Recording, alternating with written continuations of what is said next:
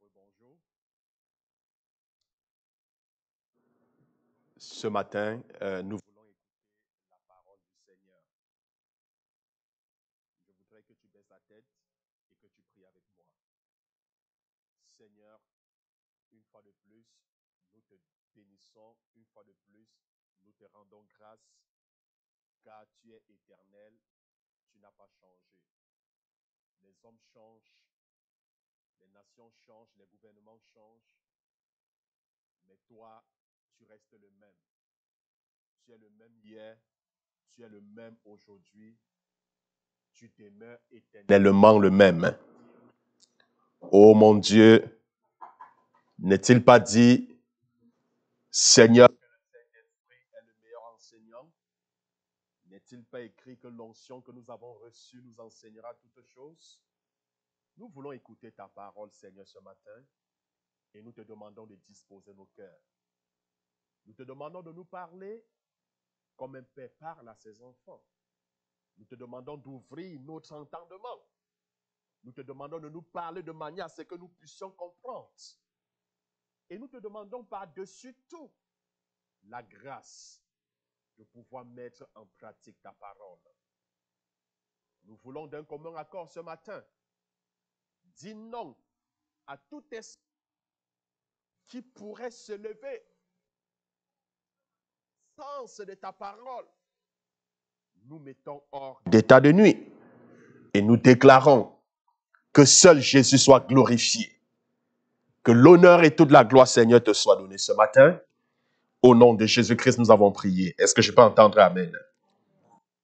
Alors, bien aimé, ce matin, je voudrais te parler tout simplement sous le thème Dieu désire la prospérité de ses enfants.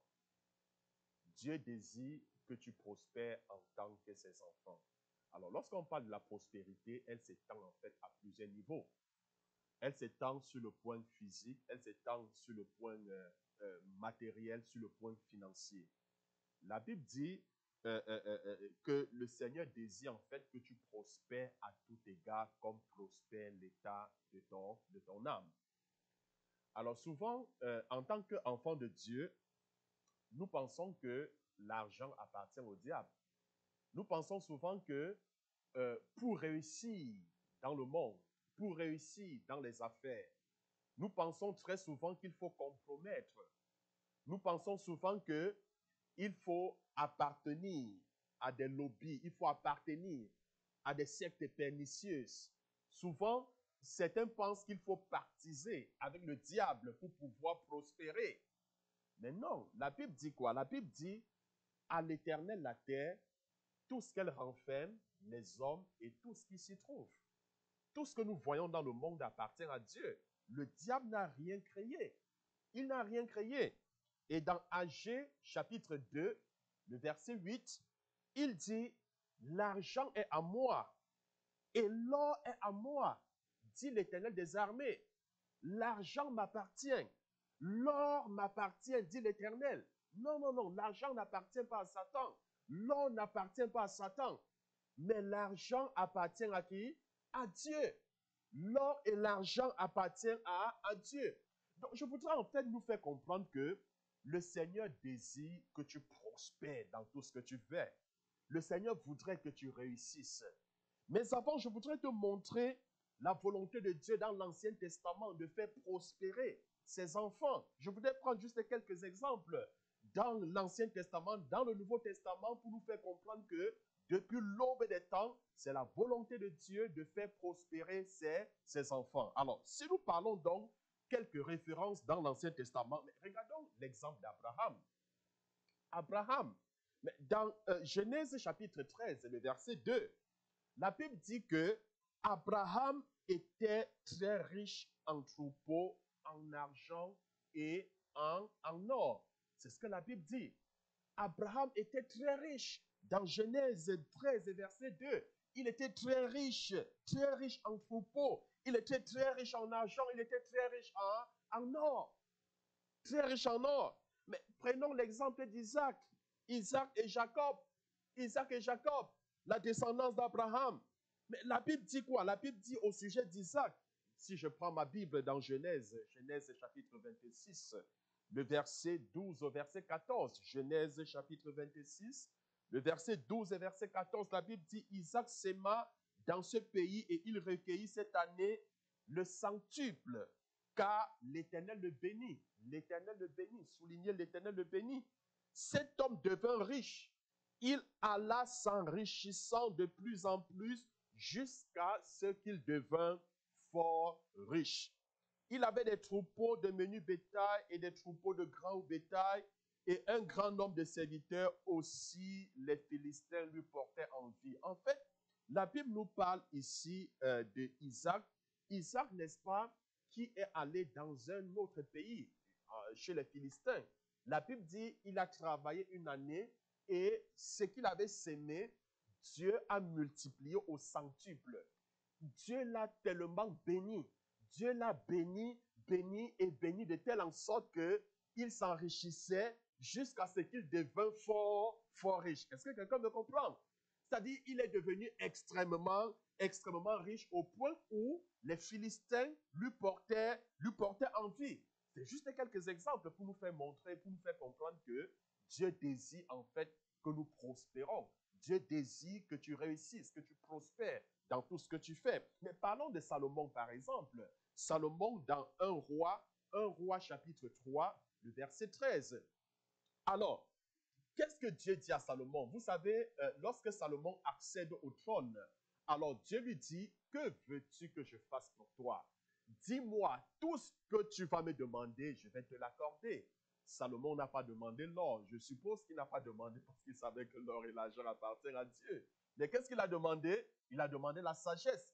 Il a dit, Seigneur, donne-moi la sagesse. J'ai besoin de la sagesse, Seigneur, pour diriger ce peuple. Sans la sagesse, je n'y parviendrai pas.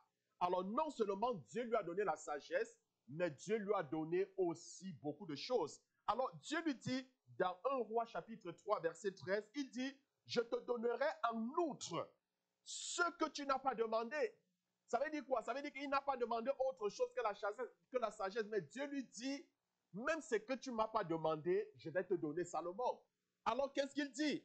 Il dit, je te donnerai en outre ce que tu n'as pas demandé, des richesses et de la gloire, de telle sorte qu'il n'y aura pendant toute ta vie aucun roi qui soit ton pareil. Dieu lui dit, je vais te bénir, je vais te donner des richesses, je vais te donner la gloire, de telle en sorte que pendant ton époque, pendant ta saison, pendant tes jours sur terre, il n'y aura aucun roi qui soit pareil à toi. Bien-aimés, souvenez-vous, le Seigneur voudrait qu'on soit toujours à la tête et non en bas. Il le dit dans Deutéronome 28. Dans le verset, quand vous lisez le verset 1, dans Deutéronome 28, le verset 1 au verset 14, nous voyons les bénédictions qui accompagnent les enfants de Dieu. Quand je parle d'un enfant de Dieu, c'est celui-là qui obéit à la parole de Dieu. Je parle de celui-là qui marche dans l'obéissance de la parole de Dieu. Il dit, tu seras béni dès ton départ, tu seras béni dès ton arrivée. Ta corbeille sera bénie. Le fruit de tes entrailles seront bénis. Tout ce que tu toucheras, cela te réussira. Il dit, écoute, j'ordonnerai à la bénédiction de te suivre. Est-ce que vous comprenez? Ça veut dire ceux qui marchent dans l'obéissance, mais ce ne sont pas eux qui courent après la bénédiction, mais c'est la bénédiction qui court après eux. Est-ce que vous essayez de visualiser cela? Mais aujourd'hui, nous avons cette impression que nous courons plutôt après la bénédiction. Est-ce que vous comprenez? Nous courons après la bénédiction. Or, cela devrait être le sens inverse. On devrait plutôt courir après le royaume de Dieu. On devrait plutôt chercher le royaume et la justice de Dieu. Parce que la Bible dit, cherchez premièrement le royaume et la justice de Dieu. Et toutes autres choses vous seront données par-dessus. Mais aujourd'hui, ce n'est pas le cas. Aujourd'hui, on court après les biens matériels, on court après les richesses et on met le royaume de Dieu en second. Or, l'or et l'argent appartiennent à qui? Ça appartient à Dieu. Mais mettons Dieu en avant, mettons Dieu en première place, que le Seigneur soit prioritaire. Courons après le royaume, courons après la justice de Dieu. Et toutes ces choses nous seront données. Dieu va ordonner à la bénédiction de nous suivre. Ça veut dire quoi? Ça veut dire que pendant que tu cherches Dieu, pendant que tu recherches son royaume, est-ce que quelqu'un me comprend ce matin? Alors Dieu ordonne à la bénédiction de te suivre. Il ordonne. Tu ne cours pas après la bénédiction, mais c'est la bénédiction qui court après toi. Est-ce que quelqu'un me comprend? Tu fuis et la bénédiction te suit. Est-ce que quelqu'un me comprend? Oui, bien-aimé, Dieu a béni Salomon, il a tellement béni. Mais parlons dans l'Ancien Testament, si nous restons toujours dans l'Ancien Testament, regardons l'histoire de Job. Dans Job au chapitre 42, le verset 12. Job au chapitre 42, le verset 12. La Bible dit que pendant ces dernières années, Job reçut de l'Éternel plus de bénédictions qu'il en avait reçues dans les premières. Il posséda 14 000 brebis, 6 000 chameaux, 1000 paires de bœufs et 1000 ânesses. Donc la Bible nous décrit en fait, pendant les derniers jours de la vie de Job, comment est-ce que le Seigneur l'avait tellement béni. Plus qu'au début de sa vie, le Seigneur l'avait tellement comblé. S'il faut prendre d'autres références bien-aimées, je pense qu'on va passer toute la journée ici à citer tout simplement dans l'Ancien Testament les gens que le Seigneur a bénis. Alors rapidement, je voudrais qu'on essaye de regarder dans le Nouveau Testament quelques références pour nous faire comprendre que c'est la volonté de Dieu depuis l'aube des temps, que ce soit dans l'Ancien Testament, tout comme dans le Nouveau Testament, tout comme aujourd'hui, de continuer à nous bénir. Alors, dans l'Ancien Testament, bien aimé, dans le Nouveau Testament, je vais dire, si nous prenons nos Bibles dans Marc chapitre 10, le verset 29 au verset 30, Marc chapitre 10. Marc chapitre 10, verset 29 au verset 30. Jésus leur répondit, je vous le dis en vérité, il n'est personne qui, ayant quitté à cause de moi et à cause de la bonne nouvelle, sa maison ou ses frères ou ses sœurs ou sa mère ou son père ou ses enfants ou ses terres, ne reçoivent au centuple présentement dans ce siècle des maisons, des frères, des sœurs, des mères, des enfants, des terres, avec des persécutions et dans le siècle à venir, la vie éternelle. Est-ce que vous comprenez cela? Jésus nous fait comprendre en fait quoi? Il nous fait comprendre que, il dit, je vous le dis en vérité. Il dit, ça veut dire, quand il dit je vous le dis en vérité, ça veut dire c'est une vérité fondamentale.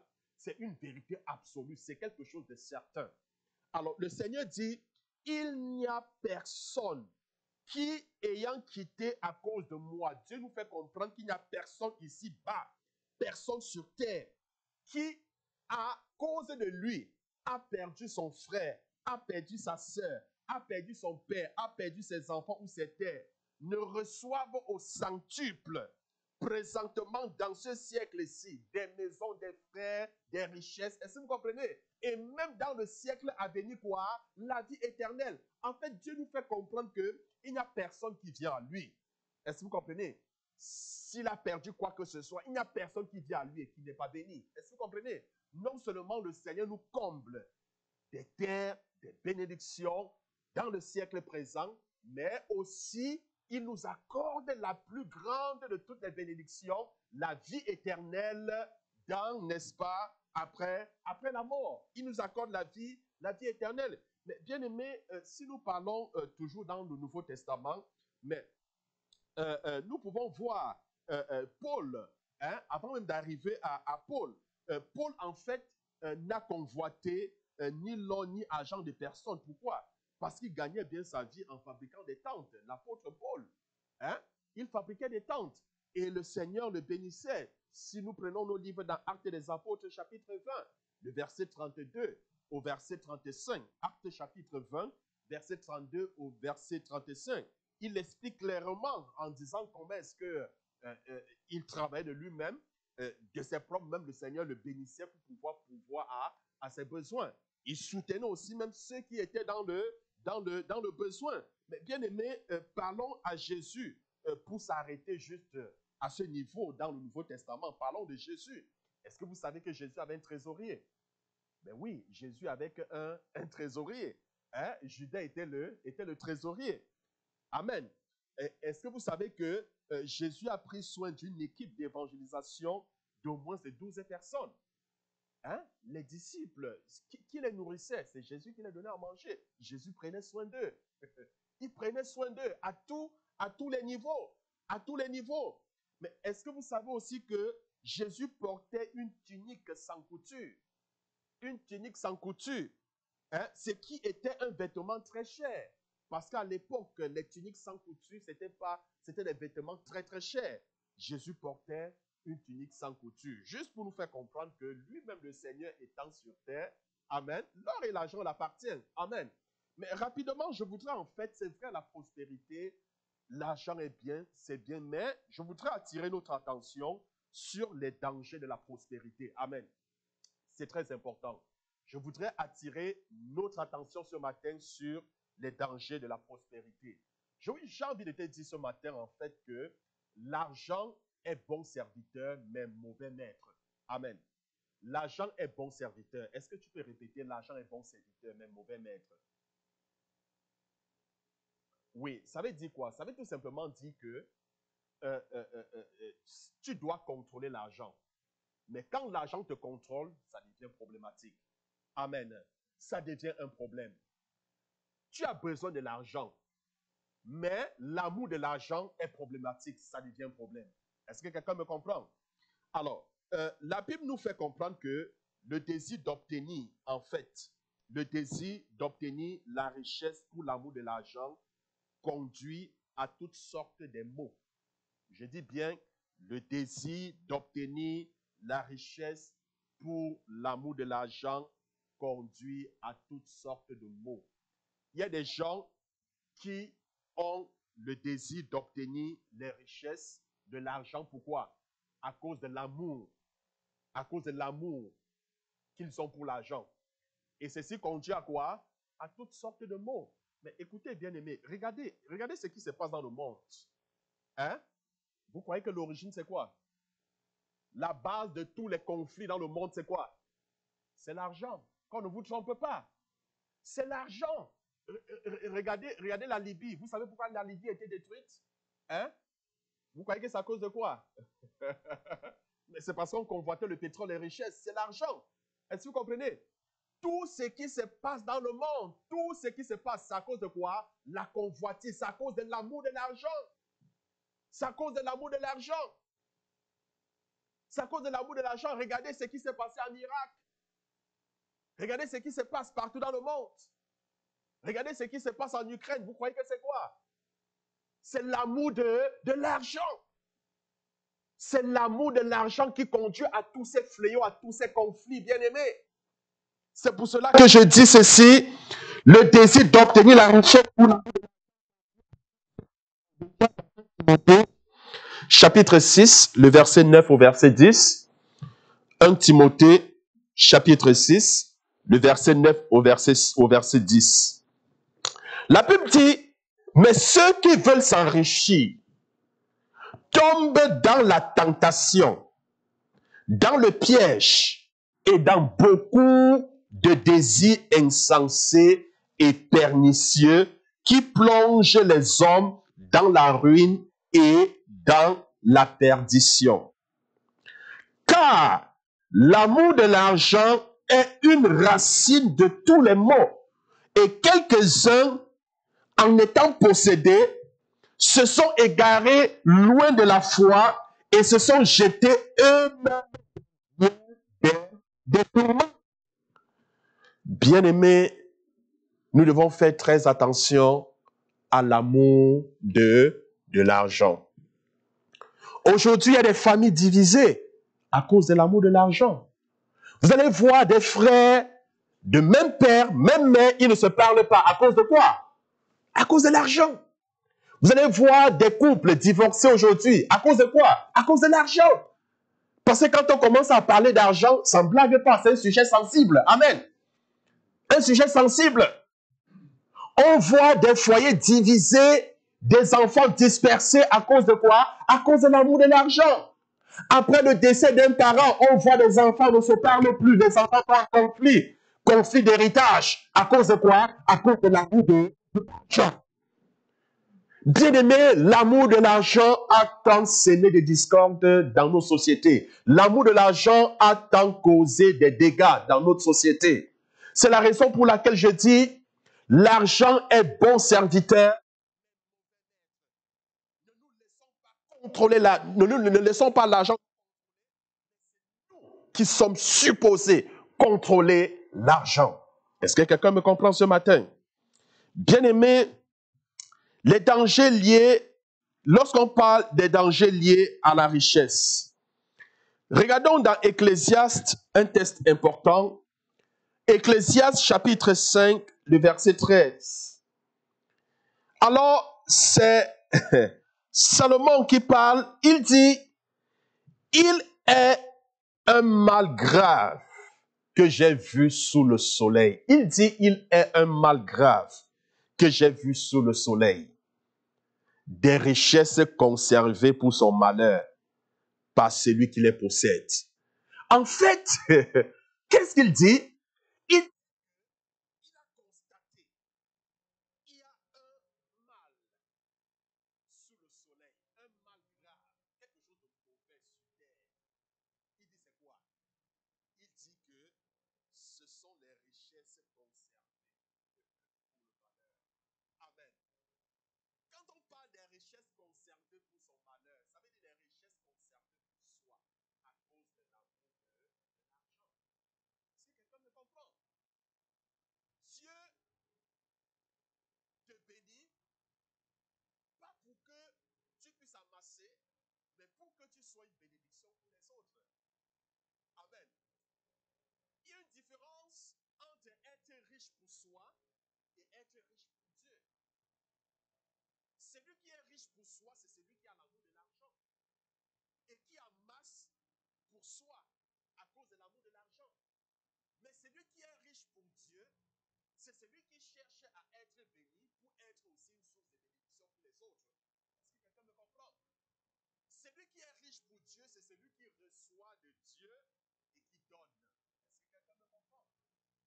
Alors, vous savez, selon le raisonnement humain, selon la logique humaine, selon les mathématiques humaines, hein, mathématiquement, on dit 1 plus 1 égale quoi? Égale 2.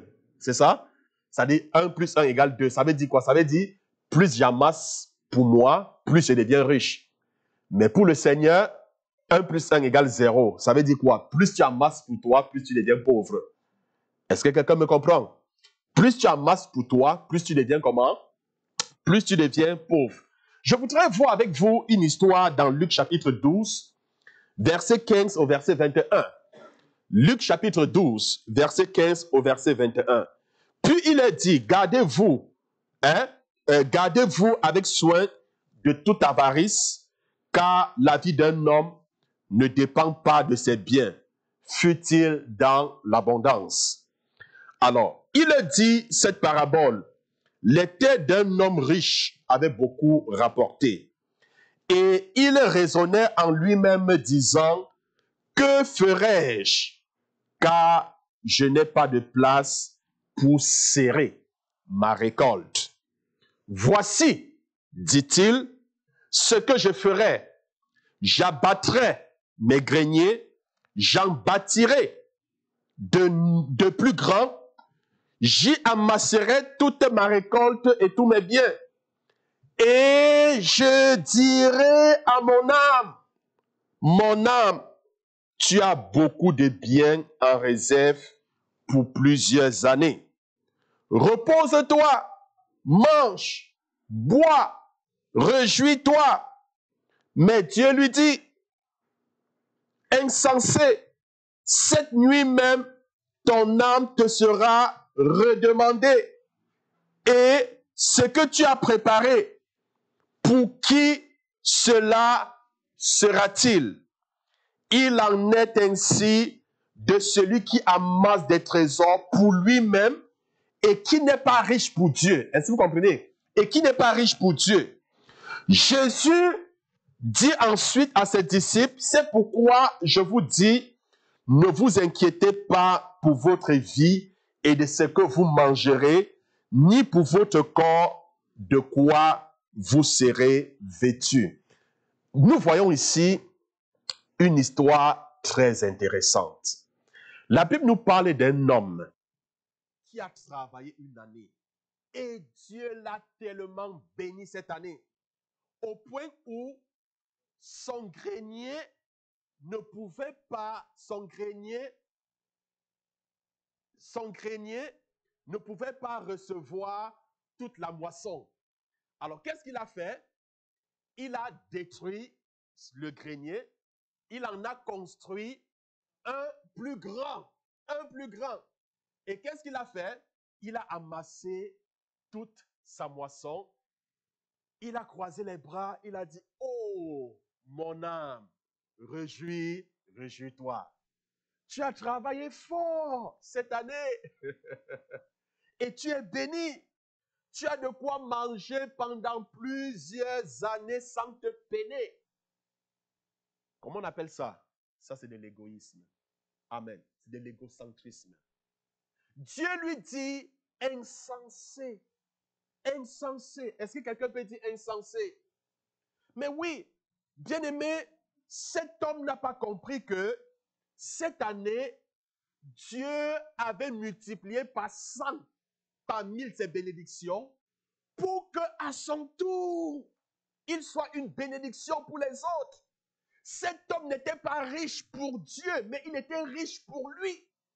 Parce que s'il était riche pour Dieu, il allait comprendre que si Dieu l'a tellement béni cette année, ce n'était pas pour aller amasser, pour manger, pour assurer la haine, pour manger pendant 10 ans. Est-ce que vous comprenez? Mais c'était pour aider les veuves, les orphelins, les démunis, ceux-là qui n'ont pas de quoi manger autour d'eux. Est-ce que vous comprenez? Écoutez-moi bien. La Bible dit que la véritable religion, je vous dis bien, la véritable religion consiste à aider les veuves, les orphelins, les démunis, ceux qui n'ont pas de quoi manger. Jésus dira en ce jour, j'avais faim, tu ne m'as pas donné à manger. J'avais soif, tu ne m'as pas donné à boire. J'étais nu, tu ne m'as pas vêtu. J'étais en prison, tu ne m'as pas rendu visite. Et plusieurs diront en ce jour, mais Seigneur, mais dis-moi quand tu eus faim, j'ai refusé de te donner à manger. Mais dis-moi Seigneur, quand tu étais nu, mais j'ai refusé de te vêtir. Mais Seigneur, comment tu dis que tu étais en prison, je ne t'ai pas rendu visite. Mais dis-moi quand tu étais en prison, je ne t'ai pas rendu visite. Et le Seigneur te montrera ton semblable à côté de toi. Il va te montrer les gens autour de toi qui avaient faim, qui mouraient de famine. Mais toi, tu mangeais et puis tu jetais les restes à la poubelle. Alors qu'à côté, il y a des gens qui n'ont pas de quoi manger. Il y a les gens qui souffrent et qui périssent.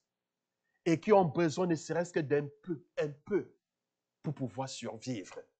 Oui, le Seigneur dira, chaque fois que tu fais quelque chose pour un homme, c'est à Dieu que tu fais. Mais est-ce que vous savez, un jour, le Seigneur s'est plaint. Il s'est plaint au peuple, à son peuple, au peuple d'Israël. Alors, il dit, comment prétendez-vous m'aimer? Moi, alors que votre frère, ton frère que tu vois, tu ne parviens pas à l'aimer. Comment peux-tu prétendre aimer Dieu que tu ne vois pas? Alors que ton frère, ta soeur que tu vois, tu n'aimes pas. Tu n'aimes pas Dieu, c'est clair. Parce que l'amour de Dieu est démontré vis-à-vis de notre semblable. Mais qu'est-ce qui prouve que j'aime Dieu? Est-ce que tu dois voir Dieu pour lui donner à manger? Non. Quand on parle de l'amour, mais l'amour n'est pas seulement en parole. L'amour, c'est par les gestes. Amen. Quand on aime quelqu'un, on donne. Vrai ou faux? Mais c'est vrai. C'est vrai. Même quand vous avez un conjoint, une conjointe, quand tu dis que j'aime quelqu'un, tu lui apportes des présents, tu lui donnes, tu combles ses besoins. C'est ça l'amour. L'amour ne consiste pas seulement en parole. Non, non, non, non. Ça prend des actes. Hein? Ça prend des actes. Ça se voit. Ça se voit. Alors, si nous disons que nous aimons le Seigneur, cet amour doit être manifesté les uns envers les autres. Amen. Alors, quand je manifeste l'amour pour mon frère, pour ma soeur, c'est à Dieu que je manifeste. Amen. Gloire à Dieu. Donc, apprenons à être riches pour le Seigneur. Et qu'est-ce que le Seigneur dit? Qu'est-ce qu'il dit donc à cet homme? Il dit insensé. Insensé. Je vais prendre ton âme ce soir. Tu vas mourir ce soir. Et cette richesse que tu as amassée, pour qui les laisses-tu? Oui, bien aimé, nous voyons dans le monde, les gens sont morts. Des personnes sont décédées laissant des millions en banque.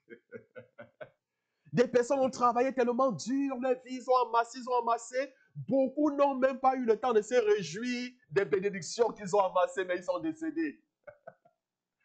Qui en profite? Souvent, même les enfants, on dit pour les enfants, souvent même les banques gèlent. Amen. Hein? Pour qui? Pour qui amasser? Regardons les maisons. On construit des bonnes maisons, oui, mais on ne dit pas d'être à l'abri, on ne dit pas d'être dans la rue. Hein? Mais je veux tout simplement montrer que toutes ces choses sont éphémères. Je voudrais tout simplement nous faire comprendre que ces choses sont temporaires. Ce sont des choses de la terre. Ce sont des choses passagères. Ce sont des choses qui vont disparaître. Tel que tu es venu, tel tu partiras, bien-aimé. Tu es venu sans rien. Quand tu venais au monde, est-ce que tu es venu avec des dollars dans la main? Est-ce que tu es venu avec une maison dans une maison? Non, non, non, non, non. Tu n'es pas venu avec un compte déjà bien fourni. Non, non, non, non, non, non. Tu es venu sans rien et tu partiras sans rien. Même pas un dollar. Hein? C'est parce que souvent nous avons l'habitude de dire, oh, c'est mon argent. Nous tenons souvent ce langage, n'est-ce pas? C'est mon argent, ce sont mes biens, hein? J'ai travaillé fort. Non, non, non, non, non. C'est pas parce que tu as travaillé fort que tu mérites ce que tu as. La Bible dit c'est la bénédiction de l'Éternel qui enrichit. L'effort n'y est pour rien. L'effort n'y est pour rien. Dieu bénit tout simplement tes efforts. C'est pas parce que tu as trop... Il y en a qui travaillent 1000 fois que toi, mais ils n'ont même pas... Hein? Ils n'ont même pas... ils n'ont même pas les 1/5, je dirais même les 1 millième de ce que tu as. Est-ce que vous comprenez? C'est parce que le Seigneur t'a fait grâce, le Seigneur t'a béni. Reconnais que tout ce que tu as vient de Dieu. La Bible dit un homme ne peut recevoir que ce qui lui a été donné du ciel. Ce qui lui a été donné du ciel. Ne pense pas que c'est par ta force. Ne pense pas que c'est par ton intelligence que tu es ce que tu es. Mais si Dieu t'est béni, c'est pour que tu ne sois pas un grenier, mais que tu sois une bénédiction. Amen. C'est pour que tu sois une bénédiction. Nous voyons des gens qui ont laissé des grands immeubles. Hein? Regardez, ils sont où aujourd'hui? Est-ce qu'ils sont partis avec ces immeubles? Ils ne sont pas partis. Et n'oublions pas, la seule chose qui va nous accompagner, la seule chose qui va nous suivre lorsque nous allons quitter ce monde, ce sont nos œuvres. Ce sont nos œuvres et non ton compte en banque. Tes œuvres vont te suivre et tu seras récompensé en fonction des œuvres que tu auras faites sur terre. C'est pour cela que Jésus a dit, ne vous amassez pas des trésors sur la terre, là où il y a la rouille, là où les voleurs viendront dérober. Mais amassez-vous les trésors où? Au ciel. Mais comment m'amasser les trésors au ciel? Justement, c'est lorsque je soutiens les démunis. C'est lorsque je soutiens celui-là. C'est lorsque, mais écoutez, c'est lorsque j'ai un plantain, j'ai une banane. Quelqu'un n'a pas de quoi manger, je divise ma banane avec celui qui n'en a pas. Est-ce que quelqu'un me comprend? C'est ça, s'amasser les trésors. C'est ce que le Seigneur attend de nous. Dans des choses que nous simplifions, c'est même là que le Seigneur nous attend. C'est ce que le Seigneur attend de chacun de nous.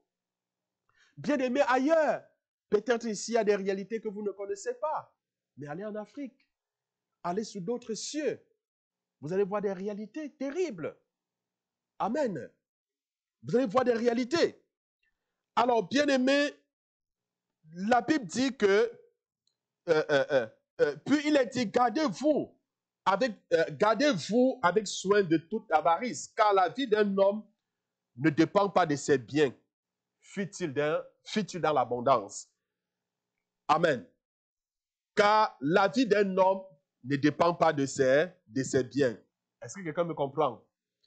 Mesurer sa valeur par rapport aux possessions matérielles, c'est appliquer un faux standard à la vie.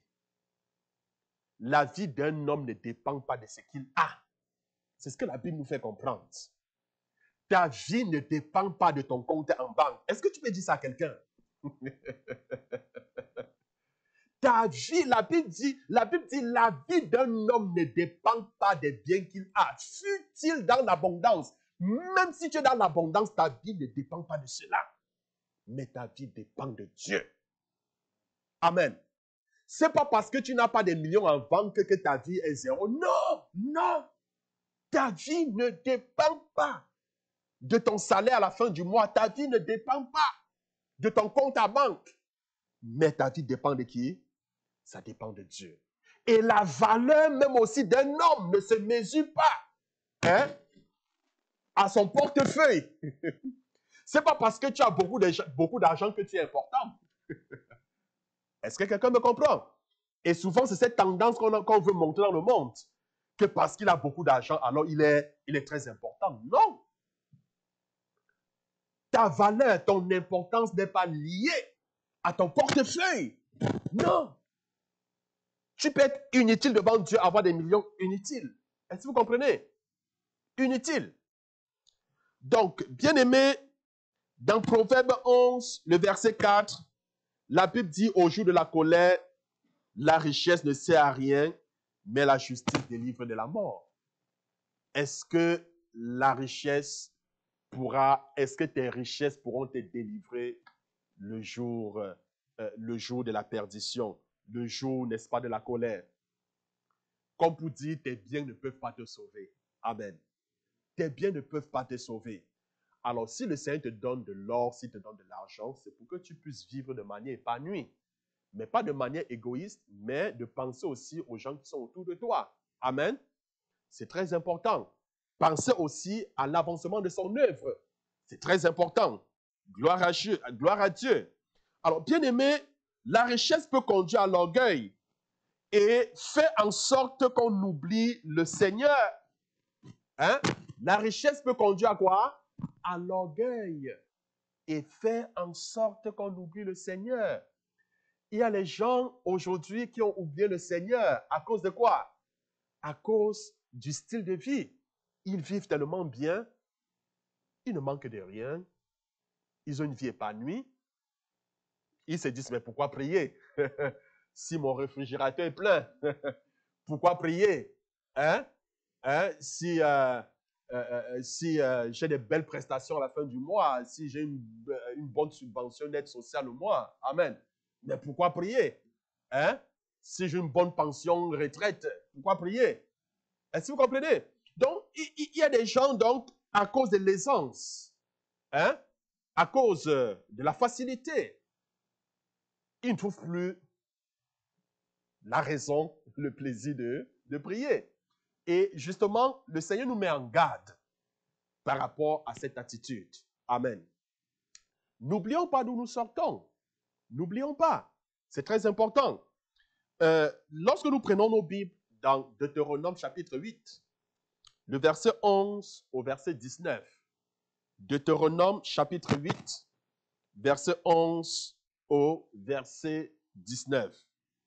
Alors, garde-toi d'oublier l'Éternel, ton Dieu, au point de ne pas observer ses commandements, ses ordonnances et ses lois que je te prescris aujourd'hui. Lorsque tu mangeras et te rassasieras, lorsque tu bâtiras et habiteras de belles maisons, lorsque tu verras multiplier ton gros et ton menu bétail, lorsque tu verras s'augmenter ton argent et ton or et s'accroître tout ce qui est à toi, prends garde. Fais comment? Prends garde que ton cœur ne s'enfle pas et que tu n'oublies l'Éternel, ton Dieu, qui t'a fait sortir du pays d'Égypte, de la maison de la servitude, qui t'a fait marcher dans ce grand affreux désert où il y a des serpents brûlants et des scorpions, dans les lieux arides et sans eau, et qui a fait jaillir pour toi, qui t'a fait manger dans le désert la manne inconnue et à tes pères, afin de t'humilier et de te prouver pour te faire ensuite du bien. Garde-toi de dire en ton cœur, ma force et la puissance de mes mains m'ont acquise ces richesses. Garde-toi, ne dis pas que c'est à cause de ta force. Ne dis jamais que c'est à cause de ton intelligence. Ne dis jamais que c'est parce que tu as trop travaillé que tu mérites ce que tu as. Ne tiens jamais ce langage. C'est ce que la Bible dit.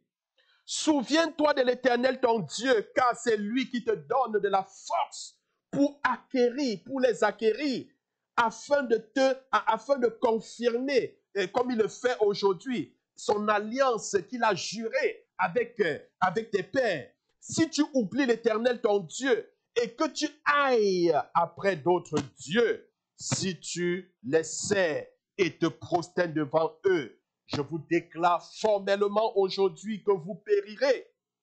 Est-ce que quelqu'un comprend cela?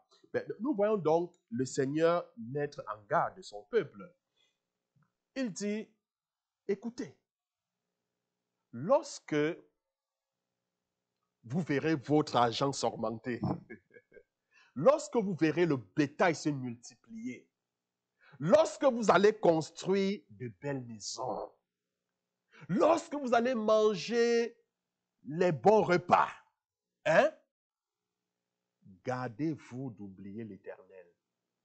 Que ton cœur ne s'enfle pas d'orgueil. Que ton cœur ne fasse pas quoi? Ne s'enfle pas d'orgueil. N'oublie pas que c'est l'Éternel qui t'a béni. N'oublie pas. Ne dis pas que c'est à cause de la puissance, de la force de tes mains. Ne dis pas que c'est à cause de ton intelligence. Non, ne dis pas cela. C'est l'Éternel qui t'a fait toutes ces choses. Alors, bien aimés, nous voyons donc comment est-ce que aujourd'hui les gens oublient le Seigneur. Hein? S'il faut parler même de l'histoire du Canada, c'est une terre, c'est un pays qui à l'époque était sous l'influence d'une église. Amen. C'est vrai que il y a eu beaucoup de déceptions parce que l'église qui était censée montrer la lumière, montrer le chemin, a fait tout le contraire. Amen. Mais je dis, ce n'est pas pourtant une raison, ce n'est pourtant pas une raison qu'on doit jeter Dieu. Amen. On peut abandonner une pratique, hein, une dénomination, mais pas abandonner Dieu. Est-ce que je me fais comprendre? Hein? On peut abandonner une dénomination, mais pas Dieu. Mais pas Dieu. Mais pas Dieu. Mais rappelez-vous de tout ce que le Seigneur a fait dans cette nation. Il y a de cela 30 ans. Le style de vie n'était pas le même qu'aujourd'hui. Il y a de cela 50 ans, 60 ans. Hein? Hein? Quand vous regardez même les fondateurs de ce pays, les gens souffraient. Est-ce que vous comprenez? Mais le Seigneur a changé, le Seigneur a amélioré les choses. N'oublions pas. N'oublions pas le passé de cette nation. Ne pensons pas que c'est parce qu'on a travaillé fort. Non. Ne pensons pas ainsi. Rendons grâce à Dieu. Tu te lèves, ton réfrigérateur est plein. Oh, je n'ai pas besoin de prier. J'ai de quoi manger pendant une semaine. Est-ce que vous comprenez? Non. N'oublions pas que c'est le Seigneur, l'Éternel, qui nous donne toutes ces choses-là. Et rendons grâce à Dieu, bénissons l'Éternel pour tout ce qu'il fait. Alors, bien aimé, j'ai encore à peu près 15 minutes avant de finir. Il y a une histoire aussi très intéressante dans Marc que je voudrais partager avec vous. Marc chapitre 10, le verset 17 au verset 27. Alors, il s'agit d'un jeune homme riche, hein? Un jeune homme riche qui avait beaucoup de richesses. Il possédait, n'est-ce pas, de grandes richesses. Hein? Mais nous voyons, son argent le possédait au lieu que ce soit lui qui le possède. Hein? Donc, quelqu'un qui était tellement riche, au lieu que c'est lui qui possède l'argent, mais c'est plutôt l'argent qui le possédait. Amen. Alors, nous lisons l'histoire. La Bible dit, comme Jésus se mettait en chemin, un homme accourut et se jetant à genoux devant lui, bon maître, lui demanda-t-il, que dois-je faire pour hériter la vie éternelle? Jésus lui dit, pourquoi m'appelles-tu bon? Il n'y a de bon que Dieu seul.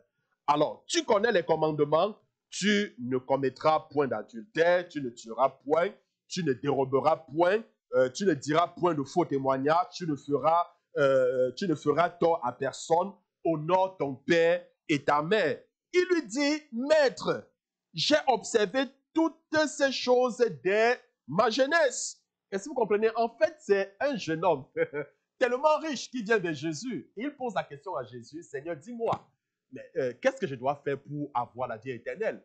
Jésus lui dit, mais écoute, tu connais les commandements. Hein? Tu ne commettras pas d'adultère, tu ne tueras pas, tu ne feras pas ci, tu ne feras pas ça, tu honoreras ton père et ta mère. Jésus lui cite tous les commandements et puis le jeune homme lui dit, mais Seigneur, depuis que je suis tout petit, je fais toutes ces choses. Hein? J'observe toutes ces pratiques. Alors, Jésus donc lui répondit, Jésus donc l'ayant regardé, ça c'est le verset 11, verset 21, d'autant pour moi. Jésus l'ayant regardé l'aima et lui dit, il te manque une chose, va, vends tout ce que tu as, donne-le aux pauvres et tu auras un trésor dans le ciel, puis viens et suis-moi. Alors Jésus le regarde. La Bible dit Jésus l'aima. Jésus dit, écoute, il te reste une chose à faire. Cette chose, va, vends tous tes biens, donne-le aux pauvres. Viens et suis-moi et tu auras un trésor énorme au ciel. Vous savez ce qui s'est passé? La Bible dit que, mais affligé de cette parole, cet homme s'en alla tout triste, car il avait de grands biens. Il est parti tout triste, tout triste.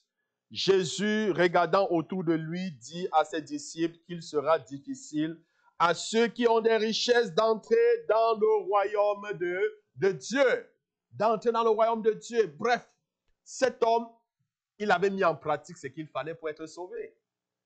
Mais Jésus lui a dit, pour pouvoir avoir un trésor au ciel, il faut qu'il apprenne à aider les gens autour de lui. Amen.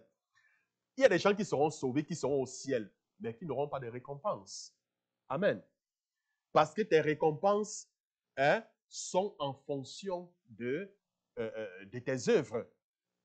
Amen. On est sauvé par la foi. Et les récompenses sont par mérite. Les récompenses se méritent, mais la foi, le salut ne se mérite pas. Le salut est gratuit, mais les récompenses sont méritées. Est-ce que quelqu'un me comprend? Les récompenses sont méritées. Et ce sont donc tes œuvres qui vont t'accompagner. Chacun recevra selon ce qu'il aura fait. Amen. Alors, quelles sont tes œuvres? La Bible dit, le Seigneur va mettre tes œuvres dans le feu. Si tes œuvres sont consumées dans le feu, tu n'auras pas de récompense. Certes, tu seras sauvé, mais tu ne seras pas récompensé. Mais si tes œuvres subsistent au feu, alors tu seras récompensé. Alors, bien-aimé, le problème, ce n'est pas l'argent. Est-ce que vous me comprenez? Mais le problème, c'est notre attitude vis-à-vis de l'argent. Le problème n'est pas quoi? L'argent, mais le problème, c'est notre attitude vis-à-vis de l'argent. Le vrai test qui détermine, écoutez bien, le vrai test qui détermine si oui ou non on est en terrain sûr, c'est si nous sommes prêts à distribuer, si nous sommes désireux de partager. Voilà le vrai test. Amen. Si tu n'es pas prêt, ou alors désires soutenir les gens autour de toi, c'est que c'est l'argent qui te maîtrise. C'est que c'est l'argent qui te contrôle. Est-ce que quelqu'un me comprend? Alors, bien aimé, comme conclusion, la richesse dans la vie de toute personne dont le cœur n'est pas droit vis-à-vis de Dieu est dangereux. La richesse dans la vie de toute personne dont le cœur n'est pas droit vis-à-vis de Dieu, comment? C'est dangereux. Alors, rapidement, quels sont les plans pour surmonter les dangers de la richesse? Que dois-je faire pour surmonter les dangers liés à la richesse? La première chose, c'est par là que je clore. La première chose, mettez votre affection dans les choses d'en haut et non sur celles qui sont sur la terre. Affectionne-toi aux choses d'en haut et non aux choses de la terre. Aime les choses d'en haut et non les choses de la terre. Est-ce que vous comprenez? N'aime pas les choses du monde. Il ne faut pas aimer le monde, ni les choses qui sont dans le monde. Parce que si tu aimes, c'est là que tu vas tomber dans le piège. Et la Bible dit dans Colossiens chapitre 3, verset 1 au verset 2. Colossiens chapitre 3, verset 1 au verset 2. Si donc vous êtes ressuscités en Christ, cherchez les choses d'en haut, où Christ est assis à la droite de Dieu. Affectionnez-vous aux choses d'en haut et non à celles qui sont sur la terre. Est-ce que quelqu'un me comprend? Donc, apprenons à nous affectionner aux choses d'en haut, à nous intéresser aux choses célestes. Amen. La deuxième chose, bien aimée, que nous devons faire pour surmonter les dangers liés à la richesse, à la prospérité, ne cherchez pas à être riche, mais cherchez à être une bénédiction. Cherchez à être quoi? Une bénédiction. Ou alors, en d'autres mots, ne cherchez pas à être riche pour vous, mais cherchez à être riche pour Dieu. Amen. Celui qui cherche à être une bénédiction, c'est quoi? Je ne sais pas si vous me comprenez. Seigneur, je vais être une bénédiction pour autrui. Je veux que tu me donnes afin que je puisse aussi donner à ceux qui sont dans le besoin.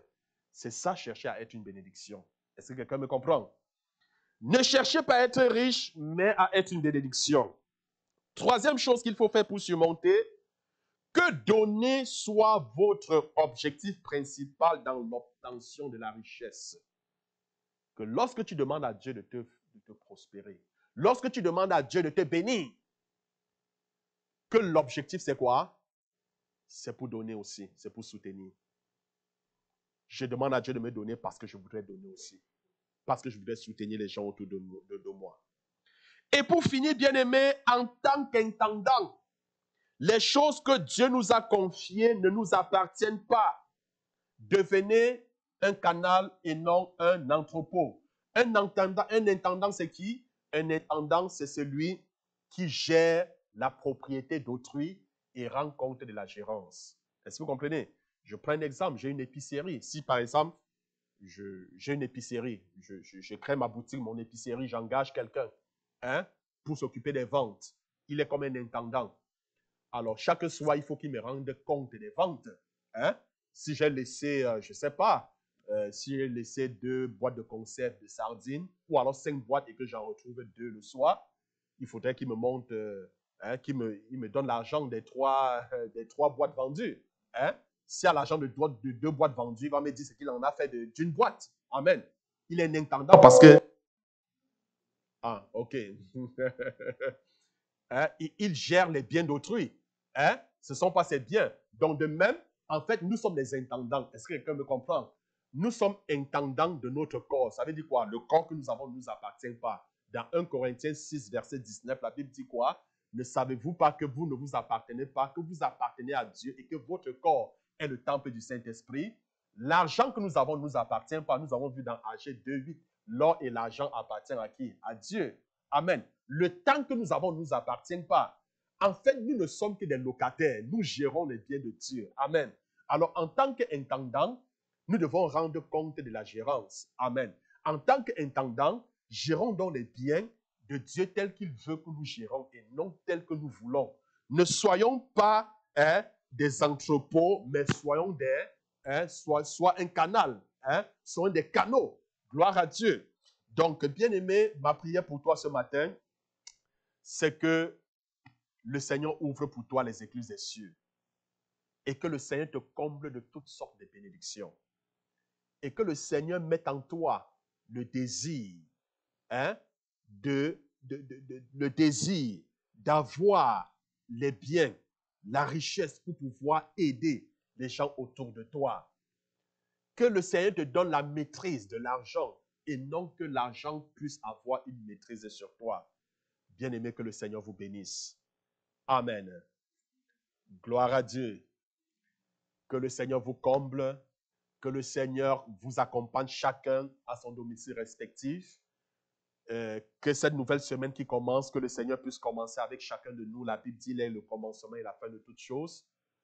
Que tout ce que vous entreprenez cette semaine, même ce mois, même cette année, à partir de maintenant, que cela vous réussisse au nom de Jésus. Parce que vous mettez le royaume de Dieu devant, alors le Seigneur ordonne à la bénédiction de te suivre. Je peux voir la bénédiction de Dieu t'accompagner comme tu sors d'ici là, parce que tu as pris l'engagement, la résolution de marcher conformément à sa parole. Bien-aimé, que le Seigneur vous bénisse. Amen. Alors avant de sortir, dis à quelqu'un tout près de toi, sois béni au nom de Jésus.